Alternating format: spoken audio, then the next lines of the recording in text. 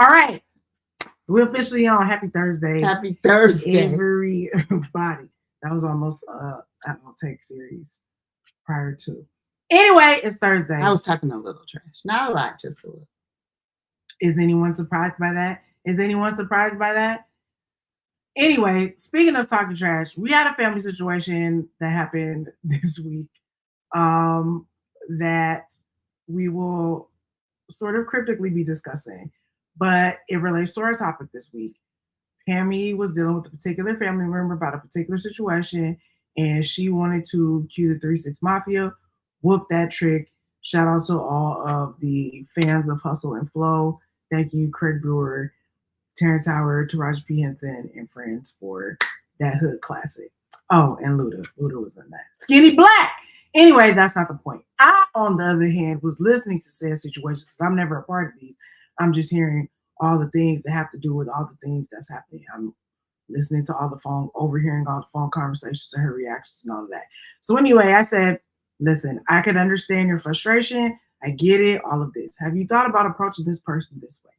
Talking about this kind of thing, approaching it from this angle. She was like, wow, I never thought about that before. That is what we're going to be talking about this evening. So whether you are here, not that in particular, but where I got the wherewithal and knowledge to say, perhaps you should approach it like this. And the way that I decided to approach it is what we'll be talking about this evening. So whether you're here for the family tea, or which will be cryptic, or you want to hear your millennial wisdom. What I figured, I don't want to call it millennial wisdom. It was just basic comment. I taught you well, and then sometime I forget. You hear how she always just wanted. It always goes back to patting herself on the back as a parent. Anyway, that's what the show is. I'm sure that's what the show is about. And self-compassion. It's that's what the show is about. Let's just self-awareness. Please stick around. Hi, I'm Pam Williams, a mother. And I'm Jessica E. Williams, a daughter. And this is a mother and a daughter truthful chat, where we discuss our 35-year multi-layered relationship. We've been through so many ups and downs. Not only are we family, but we're business partners in the high-stress world of event planning and production for short films.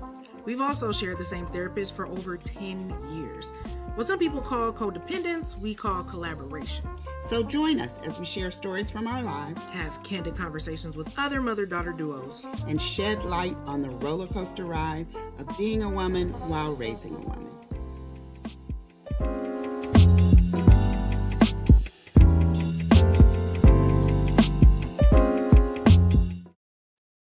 All right, folks. You know what time it is. I have my ebony and ivory cup. Gemini gang. Restless yet inquisitive. And I'm just going to say I'm drinking watermelon juice. And this watermelon and not Beyonce's watermelon juice, which I've had and is delicious. And I drink a lot of juice from this particular company that shall remain nameless because, as Jessica says, we don't want to mess up any branding opportunities. We still will take branding from this. However, this watermelon juice, as refreshing as it is, has a not so nice smell. It smells like booty water. I didn't. When I poured it out into the cup, I was like, ooh, this smells disgusting.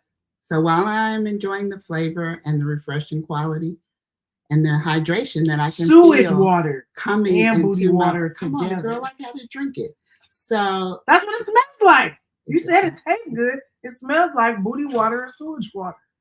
Sorry, I might have ruined the experience. We will for sure take sponsorship from this person. I am drinking the glory that is Vita Coco. I'll whatever y'all want me to drink. I know y'all did y'all little sponsorship or spokesperson ad ambassadorship with Rihanna. She from the islands. I get it. But this black girl from America will tell everybody drink the Vita Coco. Okay. I've done this. I remember the fruit punch flavor. Y'all had another one that had pineapple. That one was a little tanky, but I still drink it. I feel like y'all have a chocolate one though, and I don't know what that is, and I've never had it. But I am a purist when it comes to the coconut water, the original. The original is fine for me. It's so refreshing. Now I will say I did have some coconut water in Belize. I might like a little bit of Vita Coco. I don't know what it's called though, so I don't remember it. So it was in a green thing. Being that I'm in the States. No, it's actually in a clear bottle. Being that I'm in the States, I probably can't find it. So Vita Coco is for me. So anyway. Watermelon. What's in your mug? What are you drinking? See, there we go. What's in your mug? What you drinking? Tell us in the comments. Okay. Welcome officially to Truthful Chats. We always got to start with what's in our cup, mug, etc. Truthful Chats is our weekly podcast series here at Create Generational Wellness. If you're new here, every month at Create Generational Wellness, we have a theme of the month. The weekly Truthful Chat is where we unpack that theme a little bit. So if you're new here, welcome. If you are an OG, A1 since day one, 10 toes down, welcome back. Welcome back. Okay, so it's still March, surprisingly. Did this week fly by for anybody but me? It just felt like it was here and now it's not. Like, it's Thursday, tomorrow, Friday, that's it. Every week is like that. And I'm just going to tell you once you get past. You have to say it on the mic, they can't hear you. Every week is like that for me. And once you get past a certain age, it's going to go faster. So if you think it went fast this week, wait about 10 years and it's going to go faster and then faster. I'm just letting you know. That's terrible. I guess because I don't want to be morbid. Anyway, it's still March. I felt like every day today was Friday, which I really don't think is a bad thing. I think the pandemic just made me be like, whatever you decide is what it will be. Like today, she was trying to have me do like 25 things all at once. And I was like, girl, I'm doing one thing at a time. If I get 2 to 3 things done a day, that's my new, and not all at once. Linear. 1, she's very linear. 2, and 3. Now, I can do a lot of things at once when it comes to storytelling, but like domestic work and domestic work, you heard that? That's chores for y'all who do not know. I have to do it one at a time, bro. It's not my skill set. It's not my automatic like rapid fire skill set. I gotta be like, I gotta do this thing, and then I gotta do this thing to completion, and I gotta do this thing to completion, or else I'll just be like, F it, I'm bored. I don't want to do this, and I'll just quit it. Anyway, I'm not a slob. I have to be deliberate about doing the thing. Intentional. I'll give you intentional. You look like, but you are a slob though. See how she just like. I'll give you intentional. I said it. Oh, my Travis Green. Anyway, it's March still. The theme is Tenet. We've been going through the Create Generational Wellness tenets to make it clear who we are, what we're about, what are the things that guide this said little I don't want to call it an experiment, but this movement. You can't call it a movement. The people have to call it a movement. Okay. Expression of what we're putting out into the world. How about that? So today's episode is the Create Generational Wellness Tenet. Number 3. Actually, we've had 2 more since then. The first one was you are one of one, the only one, but we don't want to pay Beyonce for that. So you're one of one. That's an aside. Number 2, what is we're still learning as we go. What is number 2? And you can't even remember. Change. No, it's not. It's you bend, you don't break. Thank you. That's change. You bend, you don't break. Girl, how do you change? You bend, you don't break. But it's not called change. And the thing I know, is, but in my mind, it doesn't matter what your mind is. We're establishing things as the brand. So the brand says that is you're one of one. Tenet 2 is you bend, you don't break. Number 3 is you are guided by compassion. Number 3 is you are guided by compassion. So that's what we're going to be talking about today. For a review, okay? A tenet is a principle or a belief, especially one of the main principles of a religion or a philosophy. So let's take Buddhism, for example. It's been a while since I've been in those bags or scriptures. But they have like a guiding principle that says like you're not supposed to kill anything, really. Flies, ants, anything that we would normally be like, we're just gonna kill that and not think about it. Moths, any of those kind of things, because they believe in reincarnation and, you know, people coming back as creatures. So they're like, that's gonna mess up your karma and your dharma if you kill this fly. That's really somebody's great-great-grandmother. You know what I'm saying? And they believe in the compassion meditation, which we're going to talk about a little bit today, which is when you chant and repeat something over and over again. Not saying that you have to repeat that chant. It's whatever chant is good for you at that particular time. We'll talk about that in a little bit. Saying all that to say, it's a foundational belief, a principle that guides Buddhism. And so these are the things that we're saying guide a person who is on the path to generational wellness. That you're one of one, you bend, you don't break, and today that you're a person who's guided by compassion.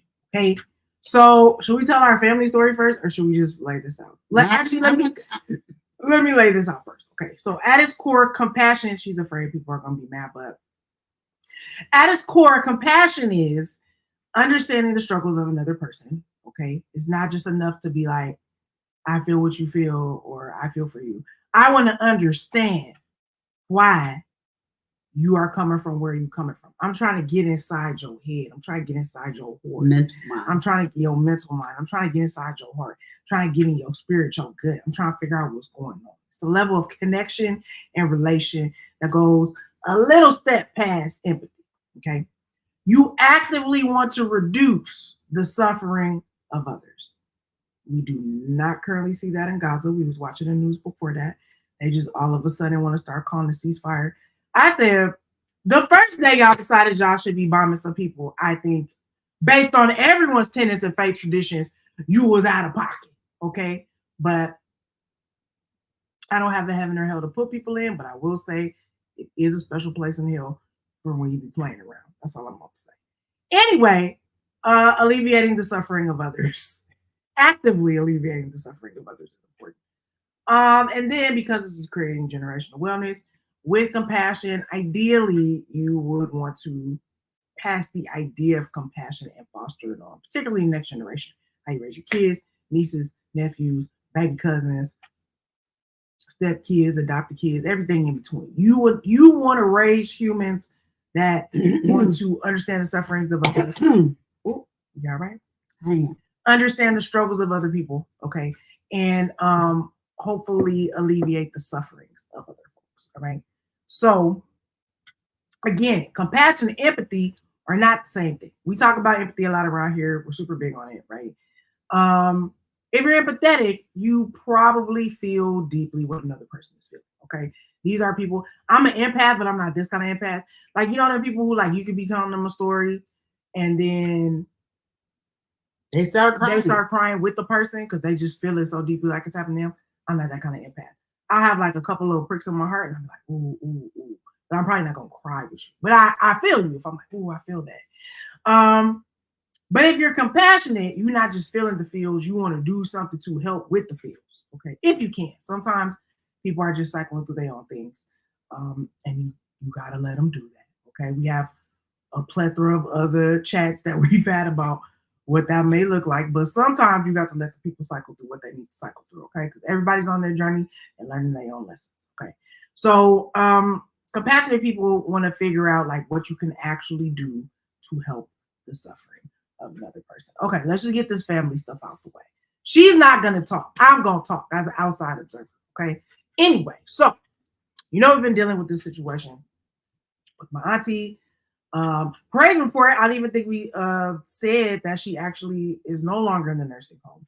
She actually went back to her house, which is wonderful. She has a lovely set of nurses there. Everybody's getting acclimated. But the acclimation to being back at the crib is different. Okay. When you're used to 24-hour care by certified nurses and people who this what they do. They ain't got to think about it. They went to school for this. They know what they do. Okay. But we also have family members who this ain't what they do at all. Not no day, not time, not no time, not never. Okay. Pammy is a person who decided she was going to learn all the things. I think that she thought everybody else was learning the things. But hey, dealing with medicines and hospital wedges and buying stuff for someone's at-home care is not easy by any stretch of the imagination for anyone, okay? There's a reason caretaking is probably one of the most exhaustive things that you possibly do, okay? Because it is a huge learning curve, especially when, you know, that ain't what you do. That ain't what you do when things are life. I get it. Okay, so we have Empathy and compassion for the fact that this is new. Okay, it's new. If you are a TL fan, okay.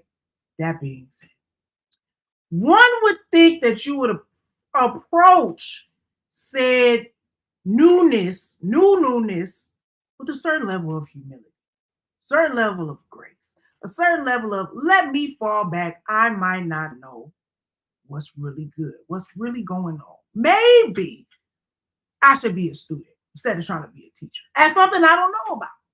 Okay. That's across the board. Even if we wasn't talking about this, that's a generic general principle. Everybody learns differently, right? Okay. So, it might take a couple tries, it might take some information, et cetera, et cetera. That being said, as well, things are a little cattywampus down there. Let's just put it like that. There's a lot of moving parts. Everybody means well, but everybody moving parts. Everybody means well. Everybody is loving and caring, but everybody's approach is womp. Okay, except for the trained skilled nurses. No, not womp, just different. Okay, except for what I'm saying. I mean womp in that, not like it's boo boo. I mean womp in that the skilled trained nurses are the on one level and we on another level. That's all it is. If you're a lay person in the medical field, this is a lot. Okay. Saying all that to say, particular family member, Pam was having a hard time. She was like, they keep popping off.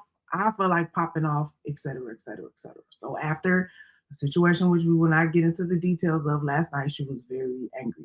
And I had just come back from a full day of trying to be relaxed. I had done a lot of relaxation exercises. I had done a lot of things. So to come back to this level of tension after I had spent a good hour and a half trying to remove tension from my body was a lot. Okay. So saying all that to say, I said, I understand that you're very upset, that this is a lot. It's taking a toll.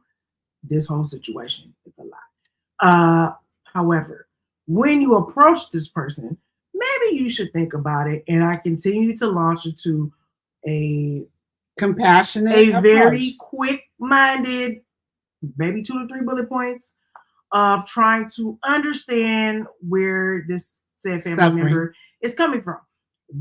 Why are they suffering? Where is all this? Are they suffering? If so, why are you suffering? Girl, definitely suffering. Where is this energy coming from? How can we help alleviate it for you? What's not being said? How do you feel like things are not being well communicated? Whatever it is, it just felt like there needed to be a certain level of discussion to get to a certain level of understanding, alleviation of suffering for everyone involved. Okay. And an opportunity to be compassionate and empathetic to someone that clearly needs it. Not more than the person that just got out of the nursing home, but whatever. Across the board, compassion and empathy is needed everywhere. Okay. So, contrary to popular beliefs, particularly in this situation and all situations, compassion can actually be cultivated. Okay. It is not based on your innate ability to just you was born with compassion. Okay. It is a learned skill and it can be enhanced through practice, which is what we're talking about. Okay. The main thing, number one, being generously kind. I'm not talking about regular kind. I'm talking about generously kind. So going over and above in your kindness. Extraordinary, supercalifragilisticexpialidocious, ordinarily kind. No, generously kind, not ordinarily kind. Generously kind. So saying all that to say, you might have to be taking notes on what people think is kindness, because your level of kindness and their level of kindness could be, to quote the great Clifford T.I. Harris, 2 different things. Okay. And if you think, we talked about this, go back to last year's episode on love. We talked about that when we talked about love languages and relationship styles. Sometimes you think you really, and apology languages. Sometimes you really think you Captain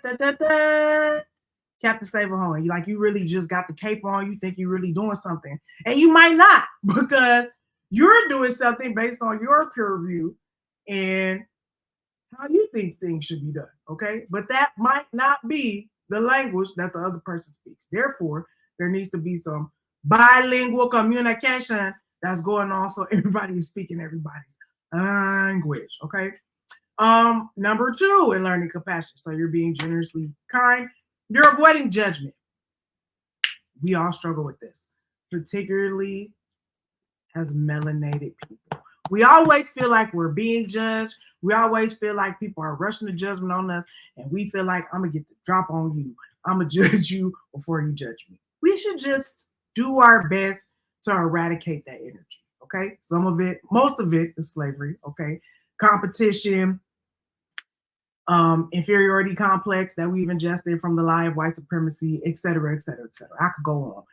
Black men be competing with black women, black women be competing with black women, black men and black women be competing with each other, which is not a thing. Okay. We have to unite and stop the enemy from killing us. I could go on. Okay. But saying all that to say, judgment is a problem and avoiding it is even harder. So, part of compassion, I would say, in order to this step, you got to learn how to take inventory. Okay. We've had other discussions about this. What's going on with you? Where are these feelings coming from? Where are you? Because you could be kicking up a hornet's nest that really don't exist nowhere but in your mind, your mental mind. Everybody else is looking at you like, you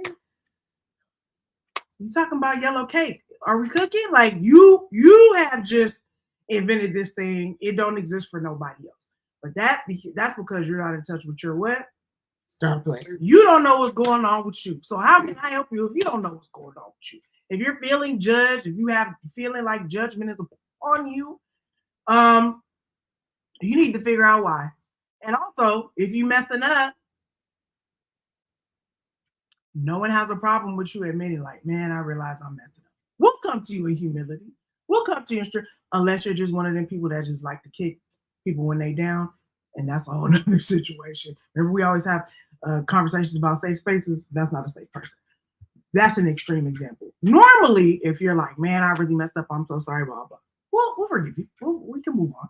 But sometimes that calls for judging yourself, though. You have to, and not in a harsh way, just like, man, I could have in a realistic way. You in touch with your star player. You like, I did not run my best race today. I did not give that 185%. I was off. I was wilding. I was angry. I woke up angry. I woke up on the wrong side of the bed. They said that to me and they threw me for a loop. So you just got to be aware and honest, I think, right?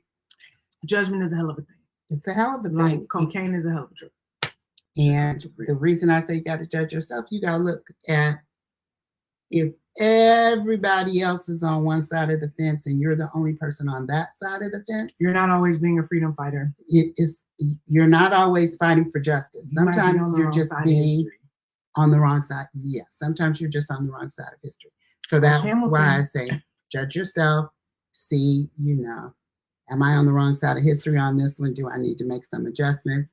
And then, I'm always worried about the babies. So once you learn how to do this for yourself, it's a whole skill set to learn how to apply that to the way you deal with your children and the way you teach them how to deal with them. The most important thing you can do, of course, as always, is model the behavior for the children, because 75% of it is what's caught, not what's taught.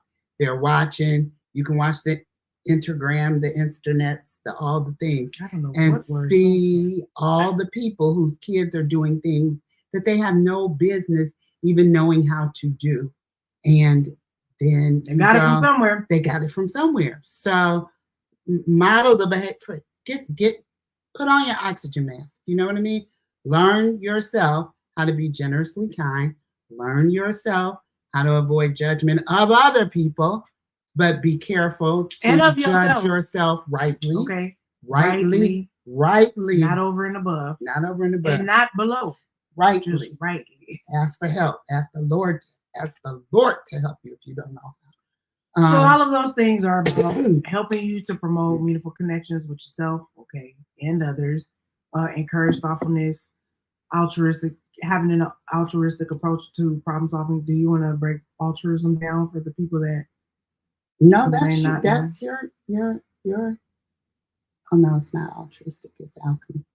I think of them as the same thing. It's pretty much like you're trying to find the best solution. Yeah. Right. That works for everybody, not just you. That's what altruistic means. Like, what is the common good for everyone? The common good for everybody. The common good. The common good for everybody. You triggered me. I'm sorry. The common good for everybody in terms of this problem that we're all trying to solve for said person we love, said people we love, said societal issue, et cetera, et cetera, et cetera. And I mean, the world would be better if we all did this, but of course, we know what time it is, which is why I Create Generational Wellness exists, so that we can remind ourselves, remind you, remind others, and remind the world. Because Create Generational Wellness is for you, for your family, and for the culture. Okay. All right. So here's a little bit of a scientific approach to this whole compassion idea, which we always like to give you something to think about scientifically, so you don't think we out here just making this stuff up. BSing, because we're not. We do a lot of research. So she does research, like too much. It's who I am. It's who I am. But I let her. You got to know your strengths. Shout out to Chanel Tice. That's her strength. I'm sure it's input, some strength that she has. So go ahead. So compassion is not just merely a moral or ethical concept. It gets to that, but it essentially has a solid scientific basis within your brain, because you've heard me talk about the different brains and things and stuff before. So studies show that compassion originates from a synergy of different brain regions coming together, trying to make sense of what's happening. Okay. So, we have the fight or flight, we have this, we have that. But once you put them all together with the neurons in your brain and the chemical reactions, and if you were looking at the suffering that's happening to other people, something happens in your brain. Or it should happen. Or it should happen in your brain if you have a positive moral compass. We know some sociopaths in the news on a daily basis who do not have that. However, if you do have one and your brains are developed that way, then it'll guide your interactions and foster a cooperative spirit. And that is what is essential for the survival of everybody. Because if you don't have that compassionate spirit, somebody is going to get took one way or the other. With animals, of course, somebody's going to get eaten, whatever. With people, somebody's going to get cussed out or cut or worse or whatever. Speaking of sociopaths, can we just take a quick detour? She told me this, I know this. Did y'all hear about that white woman in Sherman Oaks that had took over that man's whole house and had moved her and her friends in? They was talking about they was doing renovations. They had taken over the man's estate. They found the man dead in the building when they went in. So they just go and they be finding empty houses. So they found this empty house. This was during the pandemic too. So don't just think they out here because they arrested them. But it was up the street. But they went to a house. They found a dead man in there, and then they just took that thing over. They told the neighbors yeah, we just took over his estate and we're working on the house. And they was getting that man's money, the mail. They was getting some other people's monies. They was doing, and I said, "Isn't this?" And they chopped the man up and threw him in the bay. Okay, they drove They drove to San Francisco to drop that man's body. Just Google it. The lady's name is Caroline. Yeah. I can't remember her last name, but Caroline in Sherman Oaks. You can see what she did. Sociopath, no moral compass. This is what I'm talking about. It's gonna be a no Netflix compassion. No compassion whatsoever. Show. But it was crazy. And I said, wow, to be non-melanated and to be able to do something like this is amazing. Because I said, if I had tried to do that, well, who are you? Where do you live? Well, what are you? They would have been running background checks and doing everything. But because a redhead white woman came with all her white friends, they was like, oh, okay. Until something happened and they finally decided that something is not right. But anyway, that was a sociopath detour back. Anyway, that's when you don't have a positive moral social compass that you can obviously do that to somebody. All right. Then you have biological and physical, psychological aspects of compassion. Your biological, the portion of it that's driven by compassion. This deals with your emotions, your expressions of care. It's deeply rooted in your biology. How do you feel? Again, your brain plays a pivotal role in that. You're going to release oxytocin. You're going to release dopamine around the feelings of what you're doing. If you're doing good for people, you're going to get a rush from that. You're going to feel good from that if you're not a sociopath. But and And their brains are just wired differently. Their brains are wired differently because you're going to enjoy the feelings of attachment. You're going to enjoy the feelings of bonding. You're going to enjoy sitting around the table on Sunday with soul food dinner with Big Mama. Those feelings, if everything is working the way that it should, then this is a biological effect of compassion for your family members, for who you're with, your friends, whatever it is. When it's good and it feels good in your body. All right. Body, yada, yada. All right. On the side of psychology, the compassion motivates us to want to alleviate others' pain. All right. We want to try to help. That's the psychology of compassion, is that you want to do something good for somebody. Again, depending on how your brain is wired. It can be chemicals are working. A stable trait that can help you in all areas of your life, in your career, in causes that you want to support, in your daily interactions with your family, your friends, whatever. Y'all know that person at work that you say, I don't understand why they act like that. I don't understand why they do what they do, or they don't see that what they did impacted somebody else, or they did that. They do that all the time, and it always pisses everybody off. And then they get in an argument with people, and then they want to say it's the people that's treating them bad. When no, the only common denominator projects, it was you. Common denominator in all these horrible relationships and bad conversations is you.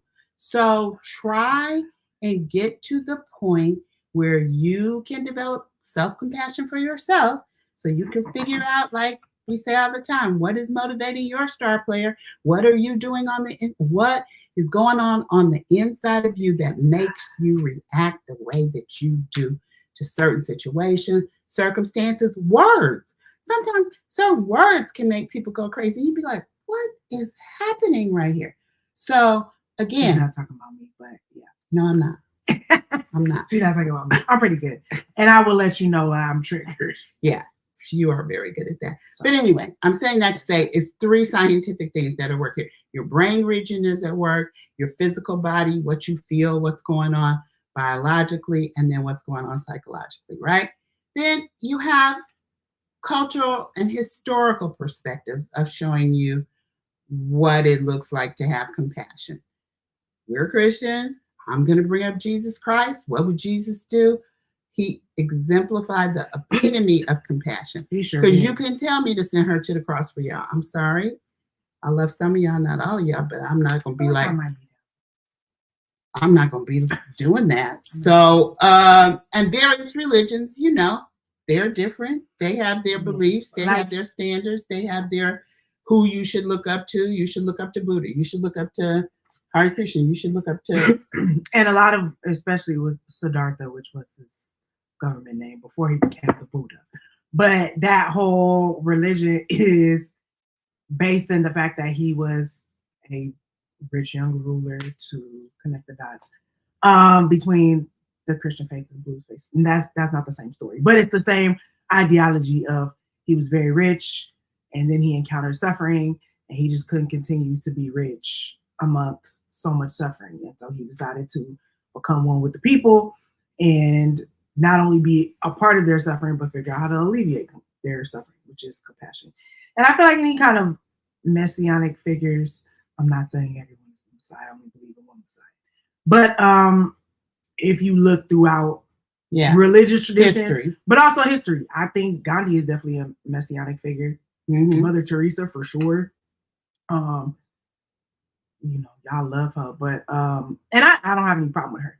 But I would say, like, you know, even the Princess Diana was very compassionate to the people. You know what I mean? Like, she was doing things that the monarchy was looking at her like, girl, what? Why is you going to hold AIDS babies? Like, we don't.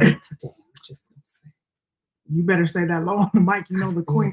You know, well, Lisbeth is gone. It's what's his name? Charles. The daddy. Yeah. You remember there was a time, and that's why I said I'm not saying Lizzie was the best, but we was like, oh, Lizzie. When you say Charles, everyone does that. Like, Because we're not sure. We don't. We're not sure about the moral compass. We're not sure about the compassion. We're not sure about those things. And that gives people a and at the end of the day, of uneasiness. And at the end of the day, we know that you had no problem having Camilla, the queen consort, at the wedding with Diana. I'm gonna sip my cup. So we actually do know what your moral compass is, okay? Not that I would say that any of the English rulers are great, because colonialism, slavery. We can go on, okay? It's not really about podcast that. To go. The only people that's trying to do it right is really Harry and Meghan, and that's why they live in LA. Shout out to y'all. Anyway, saying all that to say, no, we do know what the moral compass of Charles is. I didn't even mean to take it there, but we know what time it is. Saying all that to say, we've seen compassion and empathy in many folks, so we should know what that looks like. So, compassion is an innate human quality, but it can be enhanced. Right, as I said, with practice. If you feel like, I could be more compassionate, I have a little empathy going here, but I'm not moved to do anything. I'm not moved to execute. I'm not moved to move with any agency to help these people that I feel bad about. Well, this involves putting yourself in that other person's shoes. You got to make more of an effort to comprehend their suffering, and then use your brain power to think about what could possibly help make it better for them.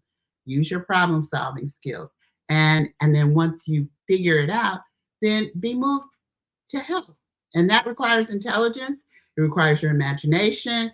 It requires a genuine concern for others without any expectation of return. You are just so moved with compassion that you want to help in any way possible that you can. All right. Now we can say, as you're talking and I'm listening, this is actually, even though we're making it sound very simple, cookie cutter, simple, easy.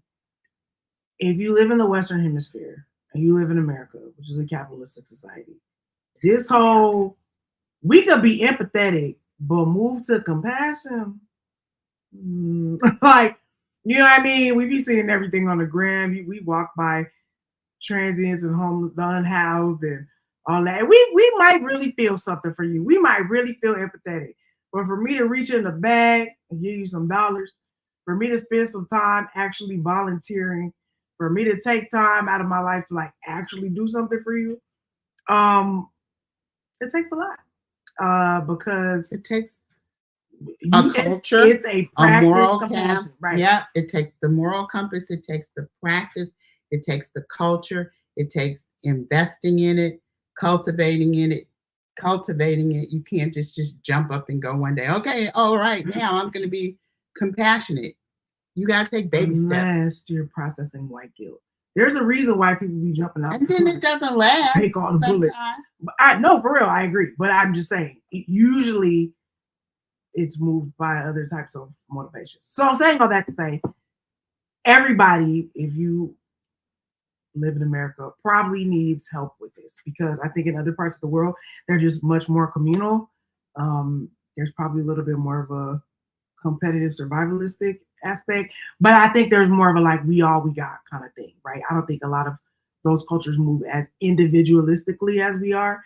We are the pull yourself up by your bootstraps, even though we don't really believe in that kind of people. So saying all that to say, you really do actually have to practice compassion that results in actual action, because it ain't set up like that. It's like, if you and yours is good, then what's good? What's up? And I'm not bothering nobody else. That part. So, again, these are cultural things to work on. So now that we understand the science part of things, now we're going to talk about how you can enhance your life, the lives of others, with this new tenet.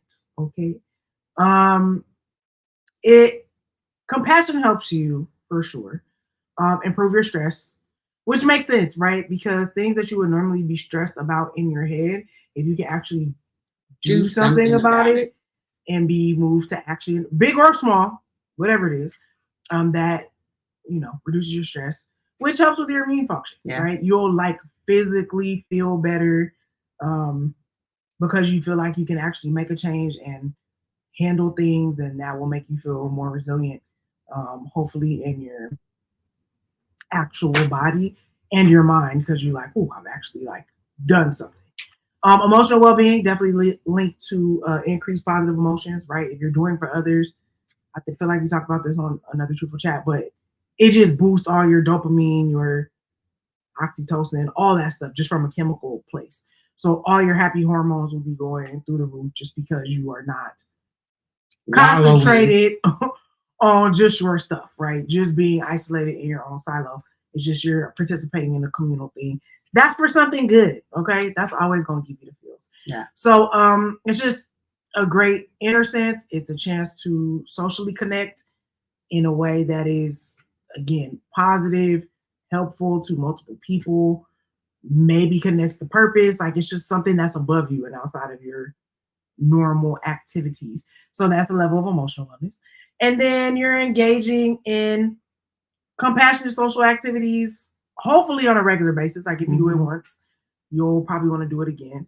And that is great for longevity, okay, of life, because they say people that volunteer live longer, they're more active, they minds are better, they keep, their minds are more quick to respond. You don't start to slide into, because you're not by yourself all the time, number one, and you are staying actively engaging, and you're keeping your mind active. Yeah, you're keeping your mind active, and you're learning new things, right? Because I mean, you could be doing the same volunteer effort you've done for the last 20 years, but I'm sure you haven't met the same people. You know what I mean? So that's newness, new stimuli, meeting new people, doing new things, hopefully. So yeah, you live longer, it's more fulfilled. Self-compassion, right? This is giving you inner strength, fortitude, resilience, promoting healthier behaviors, better mental health, because you don't just feel like a trash person, right? Or like you're not just inundated with all of your problems. You're actively like pushing your life force energy out into other people, into making a difference, into doing all the things that, like, our time here is short. We want to make sure we're making the best of it, but we're not just focused solely on our things. We are literally making the world better because we're better, we're making others better, and then we're taking it beyond to make the world better. Practicing self-kindness and recognizing our shared human experience definitely boosts your happiness, right? It's like in a lot of ways we can start to feel isolated in our own stuff. Now you like, I'm not the only person that feels like this. Like I'm not the only person that's going through something, in life. Like, okay, everyone else is doing it. So that reduces anxiety, depression, gives you just a better quality of life in general.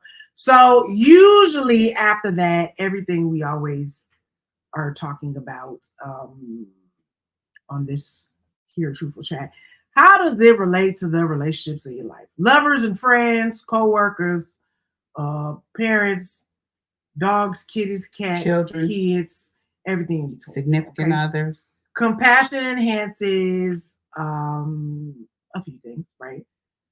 In relationships, acts of kindness and belonging, right? So you actively taking the time to, again, like you said, investigate and learn the other person. What do they think is kind? Have you learned them enough to be able to actually do those things, right? And stop right there. Okay. What does the other person think is kind? I just want to sit right there and say that for a few minutes. Because what you think is kind may not be what the other person thinks is kind. And so here you are doing all these things, feeling like the other person doesn't appreciate you. They're not triggered. She's triggered. I'm triggered a little bit. They don't appreciate you. They don't respect what you're doing. You should be happy with what they should be happy with what they gave you. But that might not be what the other person thinks is kind. Kind for them might be, I don't know, bringing me a cup of tea in the morning. Or kind might be,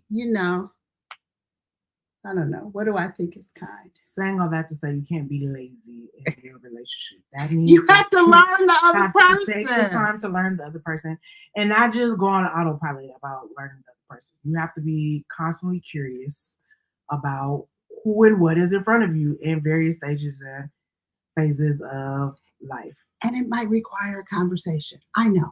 Or some work. it's going to require conversation And some imagination. You might have and to some think work and some intelligence outside and some of problem yourself. solving, all of those things. Or some help. Either Yeah. way.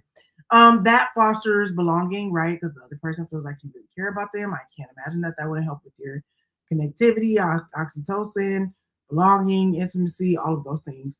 When you are focused on acts of kindness, learning the person in front of you, and focusing on belonging, because you have to learn the person. That's in any relationships, friendships, your kids, your animals. I'm like, the way you might want to pet the dog might not be the way the dog like to be pet. You can't be mad at the dog like, well, you should just be happy that I'm rubbing your petting you stomach. at all. I'm like, they don't might not like that. Next, foundation of love and trust, right? Compassion in romantic relationships, again, goes beyond just merely being like, I've been with this person a long time, I know this person, right? It's understanding, it's recognizing things about you, new things, old things, just continuing to be curious about the person because you want to know when the person's in distress. And you want to actively work toward alleviating their pain. I think people forget that. Like, people are not in relationships to be extra stressed. I just feel compelled. I could do bad all by myself. to Wasn't that share a movie, this. Tyler Perry? I'm sorry. I didn't mean to It jump in was. here. Shout out to Taraji. Anyway, saying all that to say, I think people be getting it twisted. Like, in the state of whatever people feel is loneliness, sometimes they just be in relationships to not be lonely, air quotes, because I don't even know what that means. To me, it's far more lonely to be in a relationship where you think that you are really out here doing something and you are more lonely than ever because the person that's supposed to get you don't get you. I'm just saying. But I've also been single for my entire life. So what do I know? You know what I'm saying? I'm not the person that's like, well, I got a nigga, so I just live. I'm like, nah, I'm good. I just don't feel like dealing with all that. I don't feel like dealing with all that. My friends think I'm crazy, but it's fine. Anyway, part of compassion again is that's your self-compassion. Not right just there. Compassion and care, honey. Look at this. You think this skin is going through something, but you think this glow comes from nowhere. You can't. I'm in touch with my star player. If I thought you was worth the time, we maybe, but no, we cool. Just let it be what it is, bro. Because I'm not finna be stressed. I don't love you that much. The only person I love to be that stressed out is the Father, Son, and the Holy Spirit, the people that birthed me, my family members, my chosen family. But for just the rest of it, I'm like, y'all swear it's so great. Y'all swear it's so great. Y'all be on the app stressed. I have compassion for you. I really do. I really do. I have empathy and I have compassion. But I'm not. Anyway, it helps foundation of love and trust. Helps to strengthen, of course, the foundation of love and trust and mutual respect between partners. Okay. I think I'm saying all that to say, I think y'all always think about this in a romantic context, and you think that's the only place that this could be solved for you, but it's not. What could be solved? In terms of the desire for connection, love, and trust. I think people always just go to a romantic thing, but I think that if you would open your eyes, your perspective, you might be able to find the things that you're looking for in other pockets and places that are not romantic relationships, except if you just humping, and I can't, that is what it is for you. Anyway, that was for free. Next, creating a supportive environment through understanding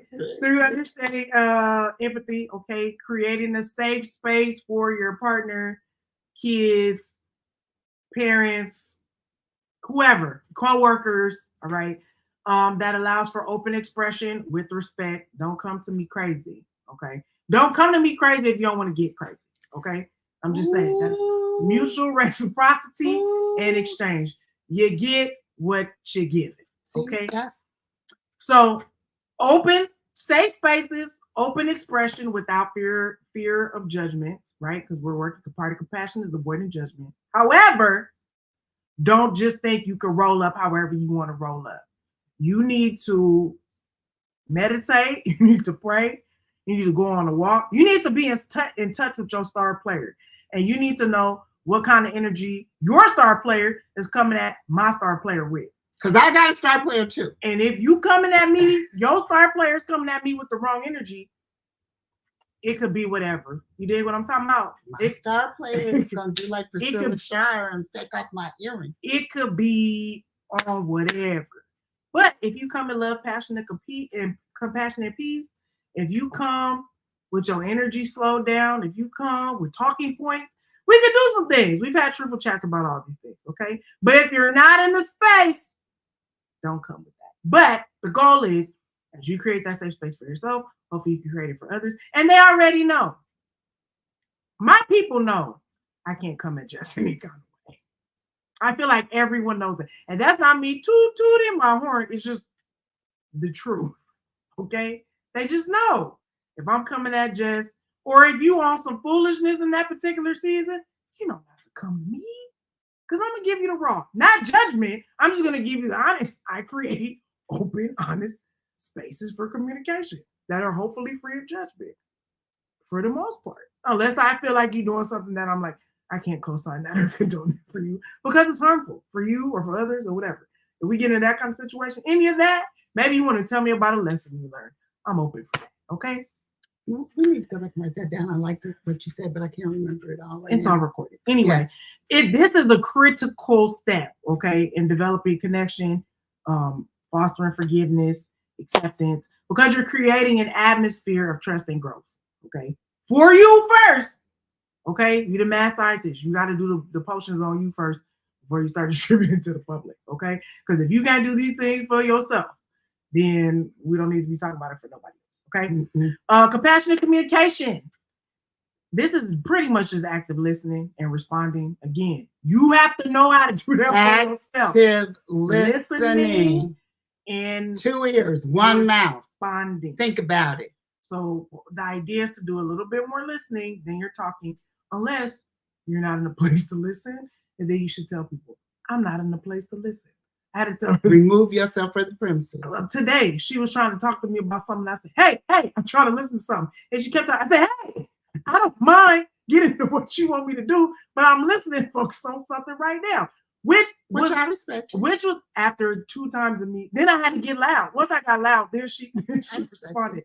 And it was important because something she needed me to do, I was learning how to do it. So if I hadn't been actively listening in that moment, I would have been able to help her with what she needed later. But sometimes, oh yeah, thank you. Okay, I know what you're talking about now. Thank you. Anyway, we got busy after that. It doesn't matter. The point is, she was not actively listening. I had to get at her, and then she was like, "Okay." And then I was able to help. And that's okay, because sometimes if people are not actively listening, you might have to get at them. I'm just saying. That's true. Anyway, this is pivotal in understanding others' needs, desires, okay? Proper timing. Everything don't need to be said all the time. Everything don't need to be said all the time. You might not have processed, they might not have processed. You know what? It's an opinion, and you know what opinions are like? A-holes.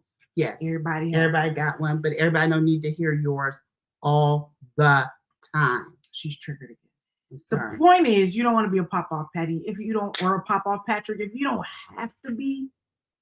If you don't have to be. Literally, I was taking a class yesterday that was about relaxation, and they were like, so how was it for you? I said, as a person that tries to live my life in relaxation, period. This was wonderful. It's just another tool for me. And I got to actively concentrate on relaxing in the middle of the day. I usually do it in the morning, but to have the opportunity to do that, and that should be the goal, to do it all the time, okay?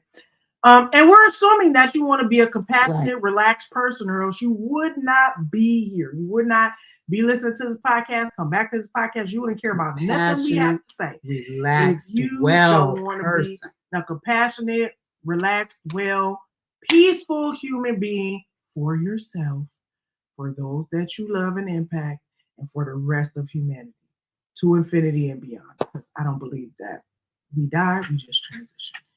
That being said, here's a couple practical tools for you if you're trying to get your compassion game on, okay? Start your day with an intention. I've been very intentional about this as of late in my prayer and meditation, yoga, Pilates time. I'll be like, okay, what do I want out of the day? It usually is peace and ease. Those are always the first 2, and then whatever else comes along with that. That's the intention. Now, do it happen every day? It really depends. But for the most part, if we start to get to level 20 and I'm trying to stay at 12, I'd be like, ease and peace. I might not have the bandwidth for this right now. I don't have the bandwidth for this right now. And you're allowed to say that.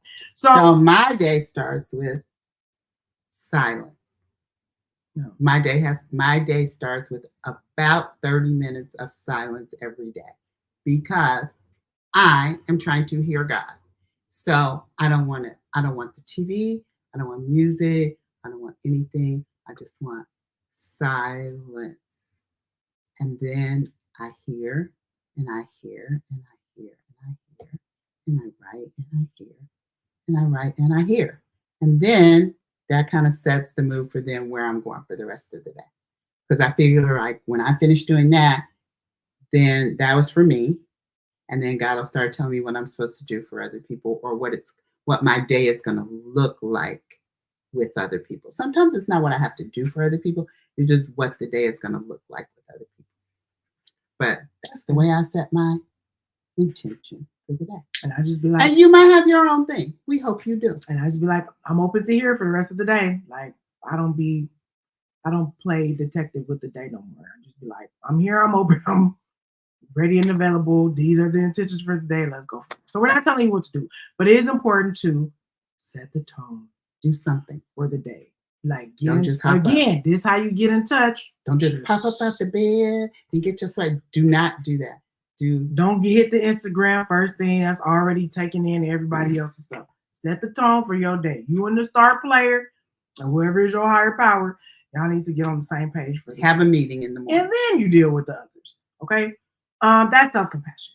Right? So it helps you to be in the moment, to be reflective about your desires, about what you want, about what is the gift of this day and how you can be on your P's and Q's for others. In good, bad, or in different kind of ways. It just depends. Okay. Yep. Develop your empathy. Okay. You can do this. You can imagine the sufferings of other people. You can put yourself in that person's shoes. Even though you don't want to sometimes because it's hard. You could be like, okay, what if I was in Gaza? This would help me. Like, I will want this. Gaza's a little bit.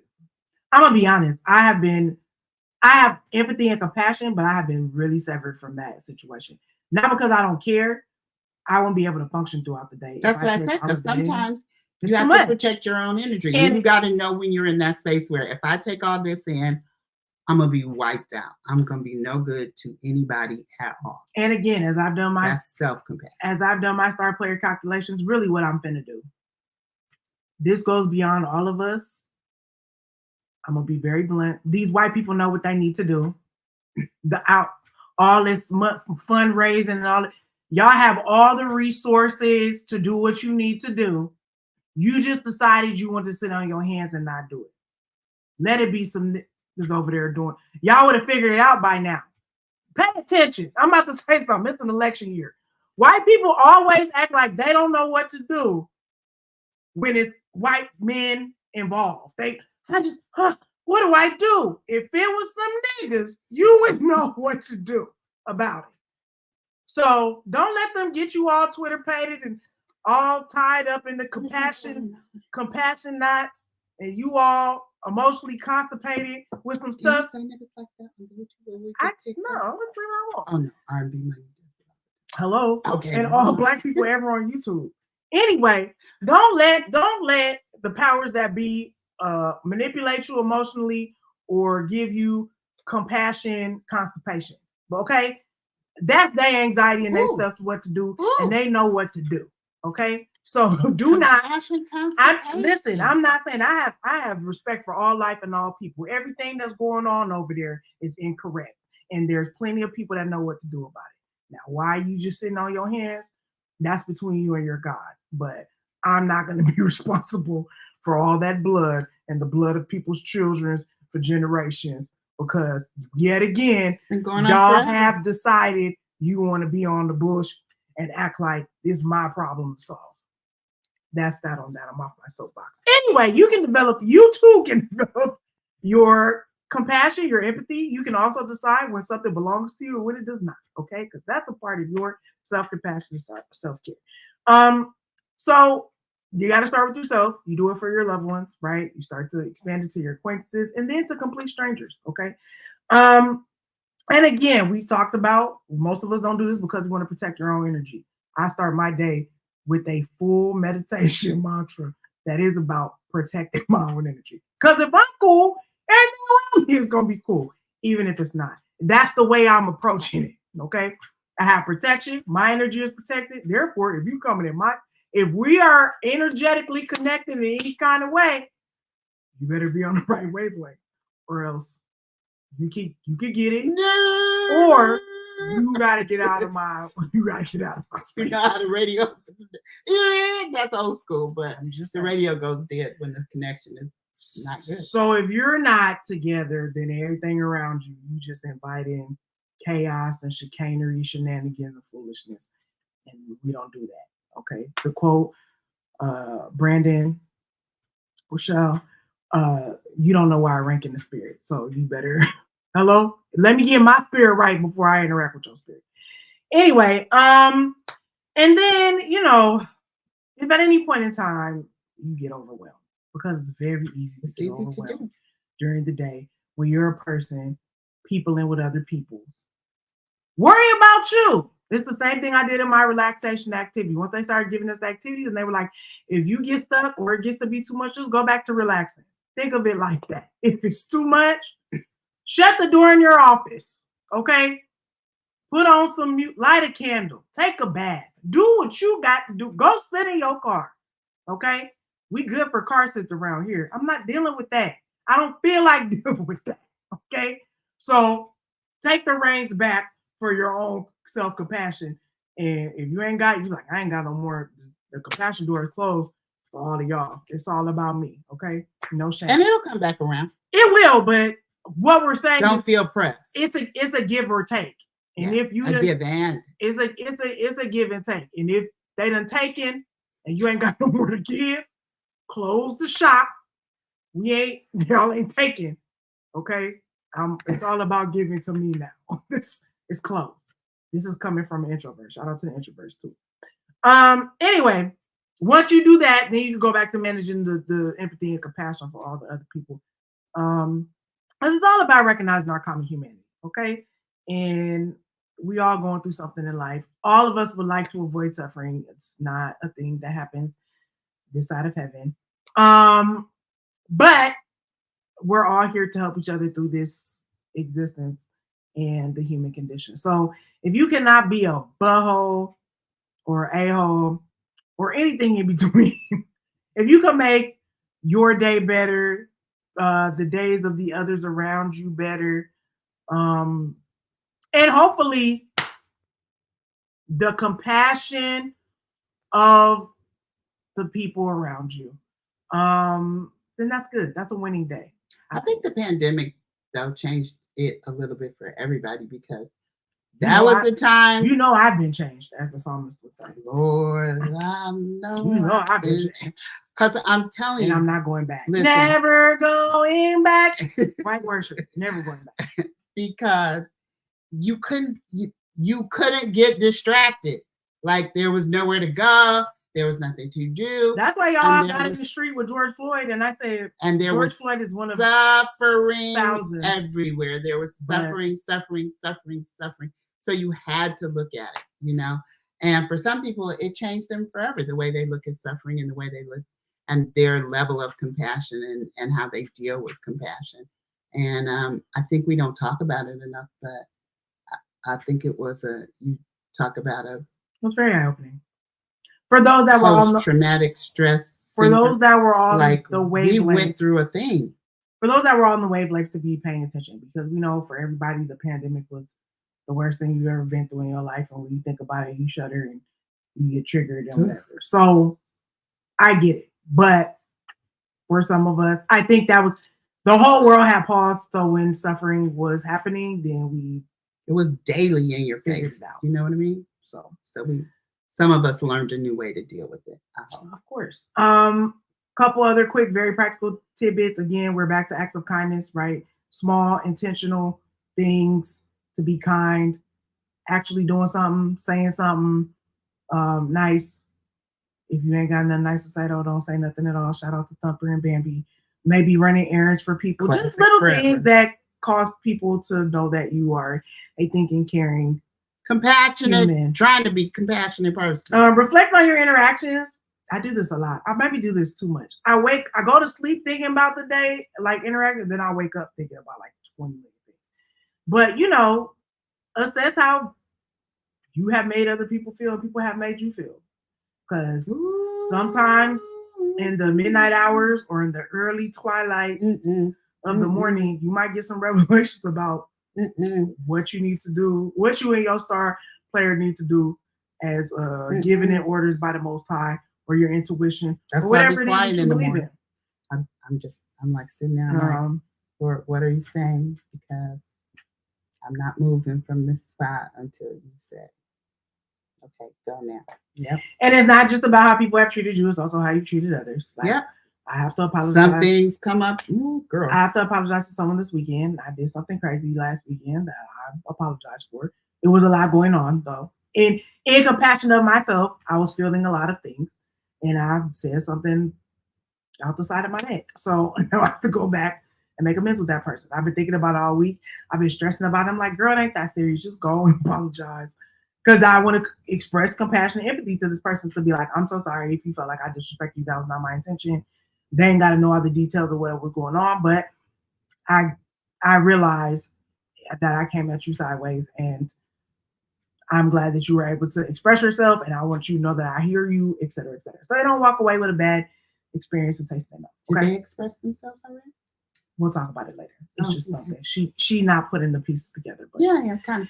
Anyway, and then understanding others, okay? When you are faced with anger, mistreatment, you've been treated impulsively and you've been wronged, okay? Just remember, everybody's human. You do it to other people have done it to you, okay?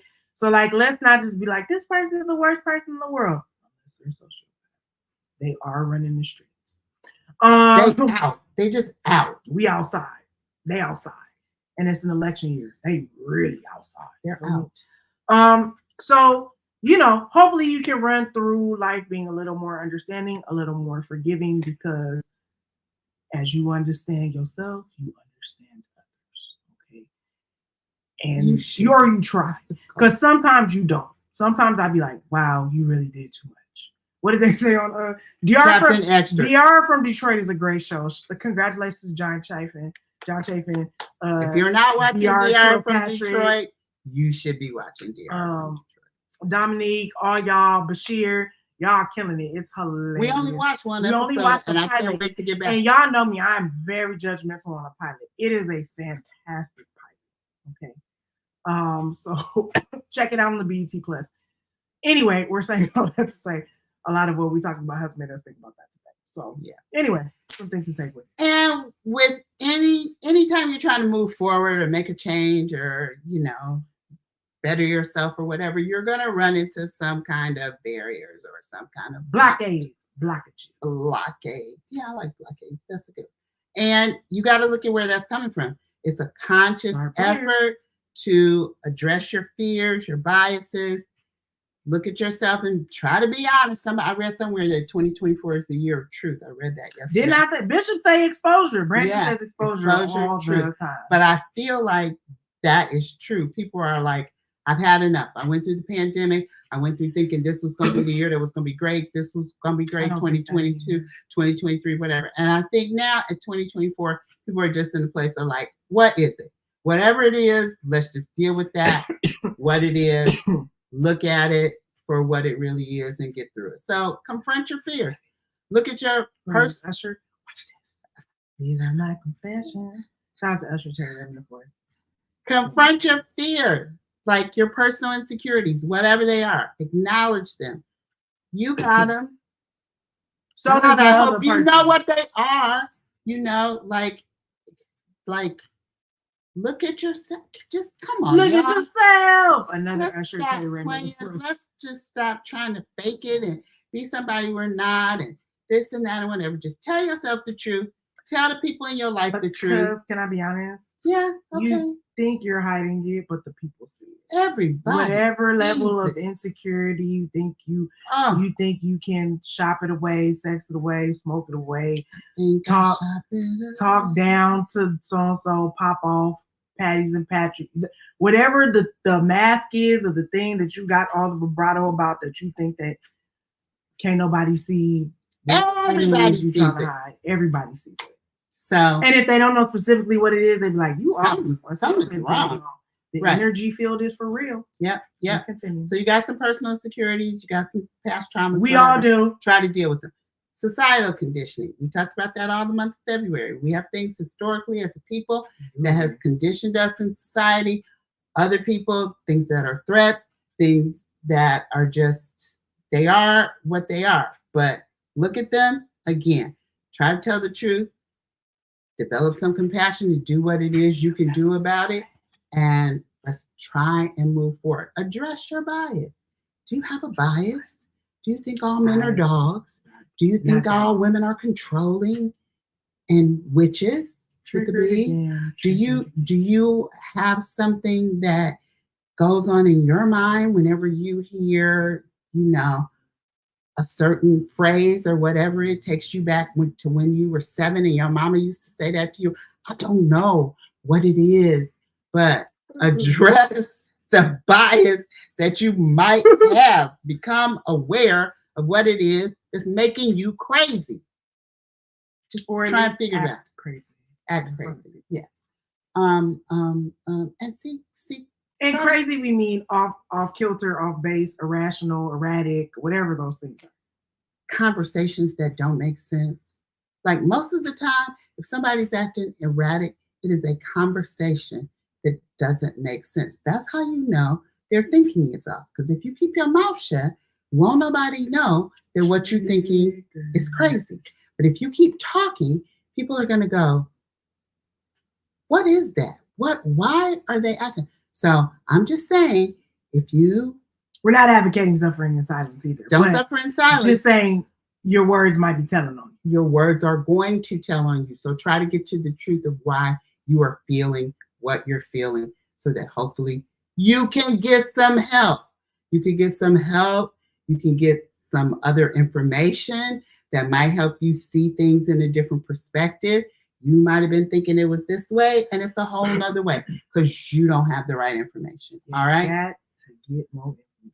And then combat apathy. Like at some point in time, you could get to the point where you get so tired of fooling with people, and you get so tired of having your heart broken, or you get so tired of not getting what you want, or you get so tired of, whatever thing it is that made you feel some type of way. You just like, okay, I'm not going to feel nothing. I'm not going to deal with nobody. A robot. I'm just going to, be emotionally numb. I'm not even fooling with it. Y'all can say what y'all want to say. Do what you want to do. Ain't coming in here. I'm going to just do this. I'm not going to feel anything. Can I just say the level of emotionally numb Black men that I have met randomly in the last 2 months? I'm like, oh no, we can't have this. Like you said, who hurt you? It's part of my job as a healer. It's not what I asked for as a Black woman, but I just acknowledge that this is like a universal gift that I have now. Because they just keep coming across my path, and I feel like, what's going on with you? Like, that's not a normal response. It started a few years ago too, though. No, it's a thing. I've accepted. I don't feel like, how some Black women be like, we not the burden. Like, we ain't gotta be like it. I don't even come at it from that level. Like, I just be like, I have compassion and empathy, and I'm like, well, I don't want. And you always have since you were little. Okay, go ahead, girl. You really did. You used to worry about the rappers all the time. Worry about the artists. What is helping them process their emotions? Well, I'm so glad a lot of them are getting therapy now. Who did you just tell me was practicing mindfulness right before we started talking? I don't know. Everybody Lil else. Jon was Lil Jon. Oh yeah, Lil Jon. Lil Jon has been in therapy. That's why he's super skinny now. Like, you see him, he in a whole nother glow up space. He ain't just drinking crump juice. If Lil Jon can go to therapy, everybody can go. Everybody can get some. Got to be in touch with the star player now, even if you got all the monies in the world. Okay. Listen, practice the mindfulness. Stay engaged with the current events, even when you don't want to. Okay. Not as much as my husband, who watches the news from sun up to sundown. But you do have to know some of the things that are going on, so your heart won't just become numb, and you won't care about what's going on in the world, because you have to care. You don't want to become desensitized. You have to pray. You don't want to. Yeah, you don't want to be just to whoever you pray to. You need to be praying for this world, because it's in a place. It's in a situation. Yeah, all right. You don't become a desensitized, numb human. So work to overcome those barriers while you're working on your practice. Just think about, okay, I'm going to practice doing this, but I'm also going to be aware of when I'm running up against a barrier and how do I hop over it. And so now this brings us to the ripple effect, because once you start to do all this work and it starts to impact you, it's going to ripple out. Really, how we started talking about this was, Absolutely. I'm a Disney kid, okay? Through and through. Me and my nieces and nephews have an ongoing feud. We don't feud about much. We're a very close family. But we play Disney Scenic, and I slaughtered them. Because it's my era of Disney. If we start going forward, I might not. Don't tell them I said this. Because if they don't want nothing. But anyway, I slaughtered them. Anyway, I'm a Disney kid. Pocahontas, one of my favorites. Y'all remember, even though that whole story is false, if you've ever read The Double Life of Pocahontas, it is a trip. Okay. That being said, Disney loves a good fictional, fantastical story. In that movie, John Smith and Pocahontas are in an interracial relationship that causes a stir amongst the people. Okay. And Grandmother Willow dips her little branch in the water, and she like, oh, look at this. And Pocahontas is like, the ripples. And John Smith is like, what about them? Being a dumb white man, of course. Ooh. Anyway, I'm just saying that's the part of the movie. He's a colonizer. Okay. So he don't know nothing about nature. He done had all these adventures. The white man gotta grow in these stories. Dances with Wolves is a thing. I'm not trying to be like rude. That's the thing. Why do you think she's saying Colors of the Wind? You're ignorant. You think I'm an ignorant savage. All of that. Yeah, I'm trying to enlighten you, white man, which is what Grandmother Willow is saying. Anyway, she dips her branch into the water and the ripples start. And she said, don't you understand that once the fighting stops, that's the only way you two can be together. Everything has to start with y'all. Y'all are the change. Okay. You the change makers, change agents. And once y'all start to change, hopefully it'll ripple out. Okay. So I had brought that up this week, and then we decided we should talk about it. That's all Create Generational Wellness is. At the end of the day, we want you to be the ripples, okay? We want you to have a ripple effect. You drop a little bloop bloop, which is your own healing of yourself, into the water of your own personal alchemy, which is yourself, the pond of yourself, the pond of your star player. Do a little drip drop, okay? And then that starts to radiate out from you to other people. Okay, it is a very powerful force of transformation. And it goes in all directions. Hopefully, if the healing is getting in you like it needs to be getting in you, deep healing, then it is going to alchemize and change everything around. It's going to transform your family, your relationships, your friendships, your community, your workplaces, the organizations that you work with, your churches, everywhere. It's going to ripple out and hopefully cause and that's honestly compassion. The point of all major spiritual disciplines, faiths, whatever, is for you to be doing the work on you, and then that work to matriculate out to others. That's really the point. Whoever you pray to, believe in, whatever, that's usually the point. Right. Your acts of kindness, your acts of compassion, your acts of transformation don't end with you. It creates a chain reaction that goes throughout the world, hopefully.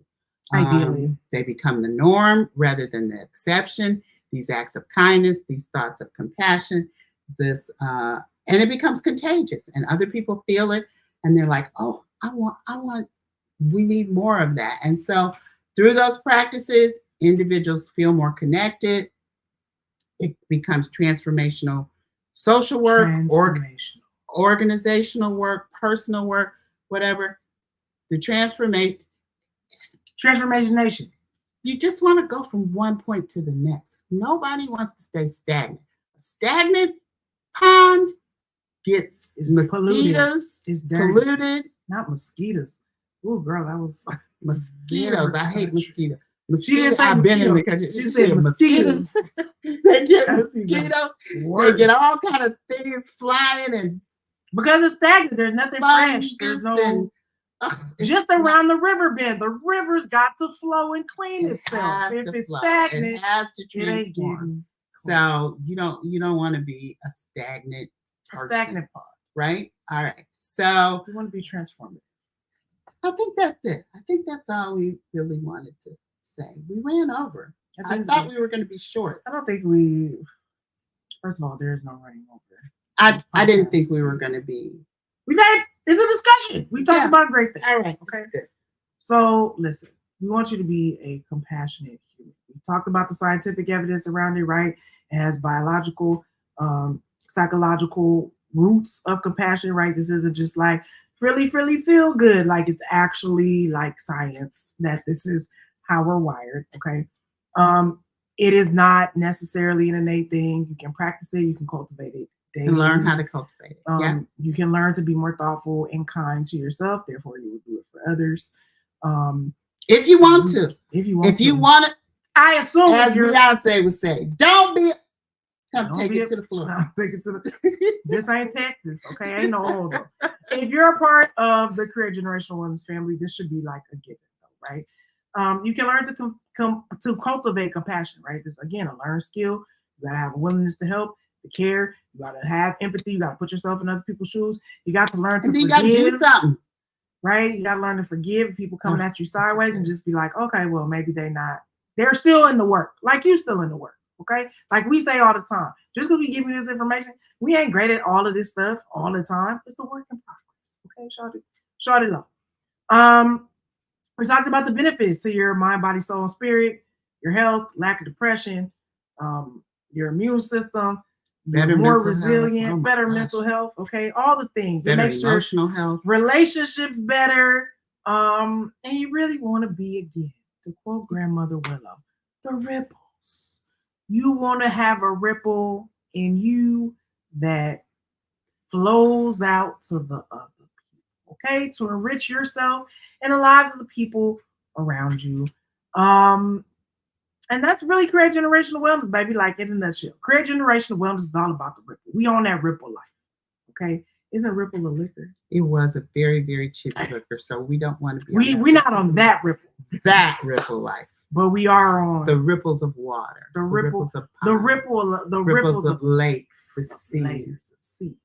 Of fresh, renewing waters. Huh? Gotta preach. It still is a little churchy, but it's fine. Anyway, this has been our third tenet. Okay, our third. We have one more next time.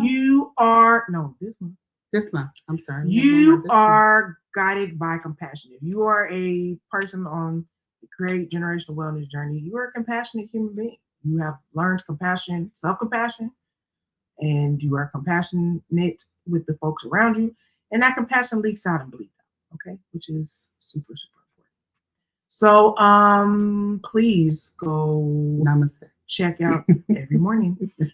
Please go check out the other tenets if you missed. This is your first one that you're hearing. There are more. There are a plethora of episodes. Please, we do this all the time. All right. Whatever we talking about next, you ain't gonna know, because have you subscribed to the YouTube channel? Are you following us on IG? Have you liked us on Facebook fan base? We're at Create Generational Wellness on all the platforms. If you're listening to us in the auditory universe, go ahead, leave us a little review, hit some stars in the Apple Music podcast universe, do all the things. Let us know, let the people know that Create Generational Wellness is here.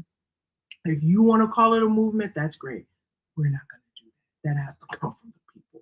We are calling it our cultural expression. Okay, this is our legacy work that we are giving in service to ourselves and the things that we've learned that we want to give to our loved ones and our people that hopefully it's on display for. And in these formats, this is us giving it out to humanity, right? This is as truthfully as we know. Act of kindness, as truthfully as we know how to be. And I think by now you know that it is what it is. That's pretty truthful. It is what it is. Especially on a Truthful Chat. All right. So with that, thank you for rocking with us. Hopefully this was helpful. Reach out to us in the comments. Let us know all the things. Listen, April and May is about to be fire. I'm just saying.